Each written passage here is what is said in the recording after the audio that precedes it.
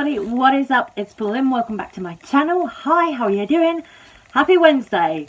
So this might be a little bit of a different video, but it's something that I kind of want to talk about because Britney, of course, was recently released from her 13-year conservatorship. Wow, you know, like 13 years, fuck me, that's some going, you know. That is, I was going to say half my life, but it's not. It's probably about closer to a third of my life. But I'm like, you know, we all heard Britney's shocking testimony in the court. We all heard that. We all listened to it. And we were all gobsmacked, right? We were all shocked at the way that Britney Spears has been treated by her own family. Her sister, her dad, her mom. Everything from having an IUD inserted that she really didn't want, you know. And now Britney has finally come out and said that she's thinking about having a baby. You know, I'm so happy for Britney that she's now able to be free. But, you know, watching the Instagram stories that she's released, all the little things, you know, saying like she hasn't seen cash and been able to handle cash to go and like buy herself a candle or something stupid, you know.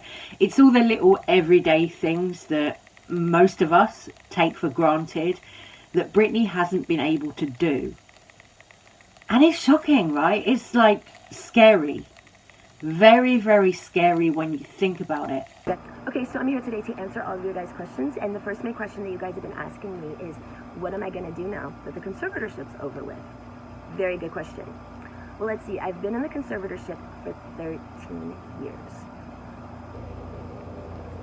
It's a really long time to be in a situation you don't want to be in.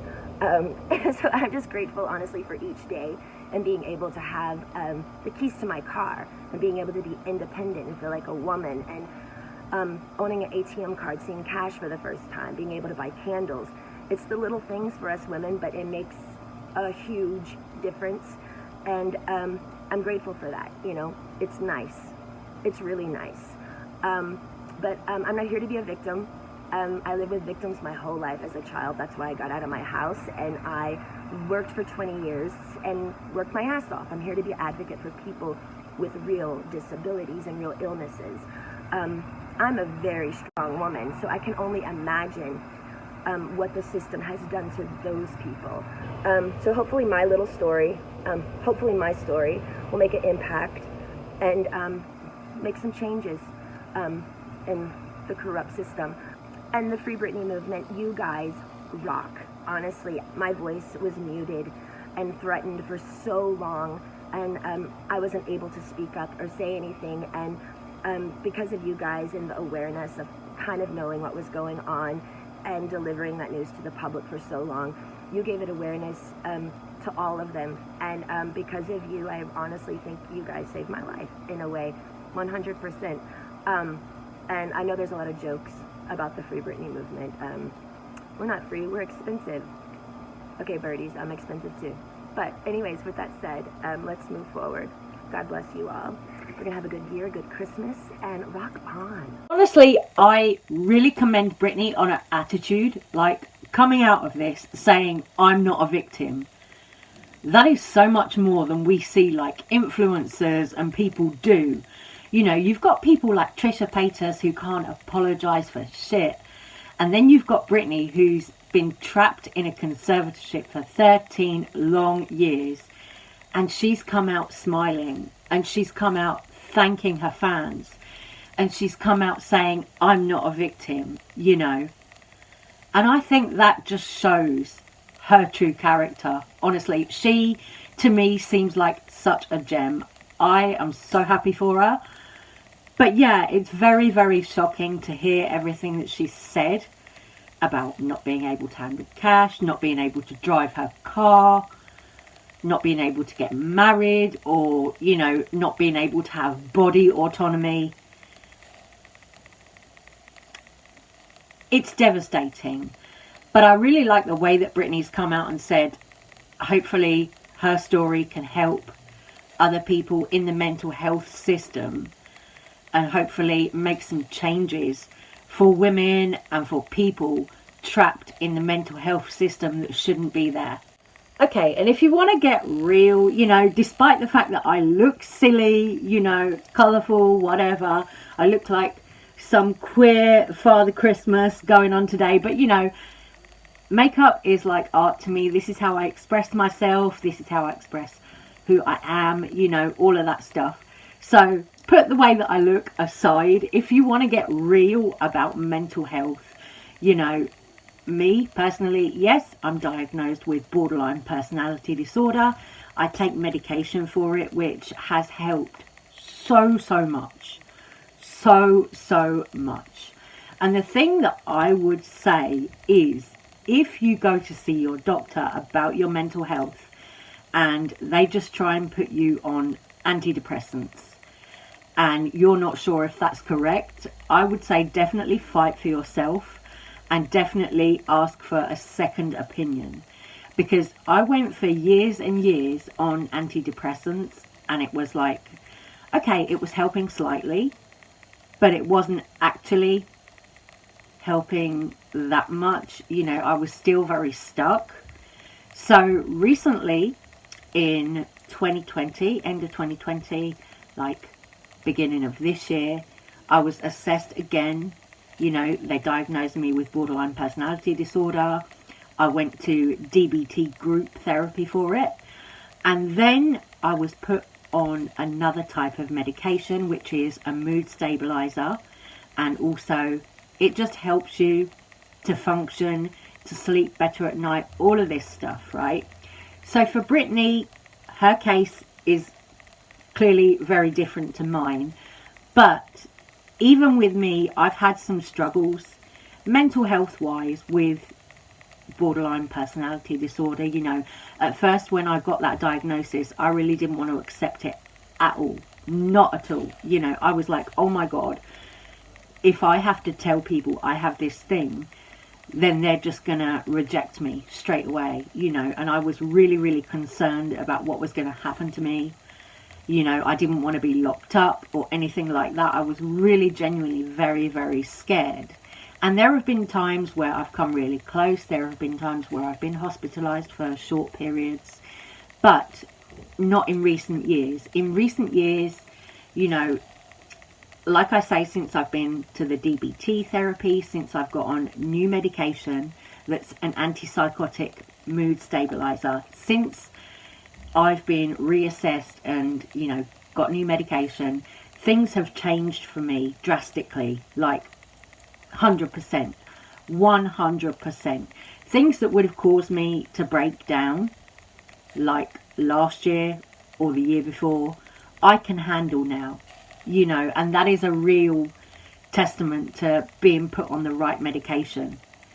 You know, I definitely think it is, you know, and I don't mind talking about this, but I am kind of skeptical or worried that people will judge me for it, you know, because if you come on YouTube and you be yourself, a lot of times, you know, people will give you shit for it. But I think it's only right to be open and honest when we talk about mental health.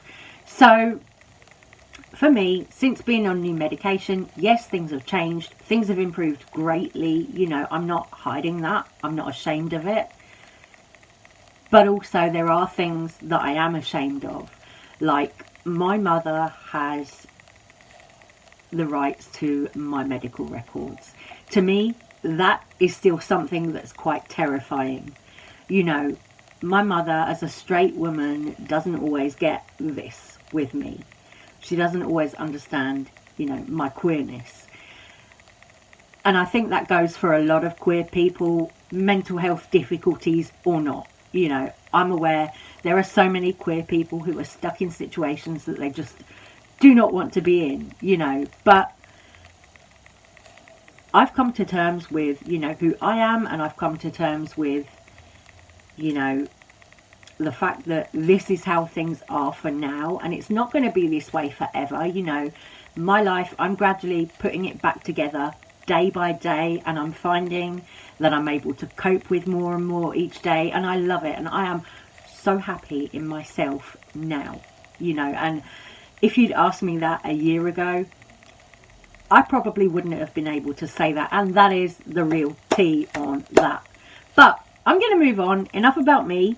We're going to talk a little bit about Jeffree Star, because Jeffree Star, now, I saw a Peter Mon video yesterday where he was complaining that Jeffree Star said, oh, you know, I'm giving up all my designer stuff, the Louis, the Gucci, this, that.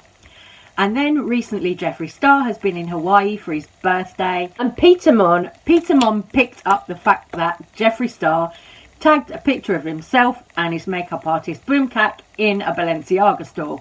Now, just because Jeffree went and tagged Balenciaga while they were in a store, does it mean that Jeffree was like, oh my god, I'm going to spend all my money at Balenciaga?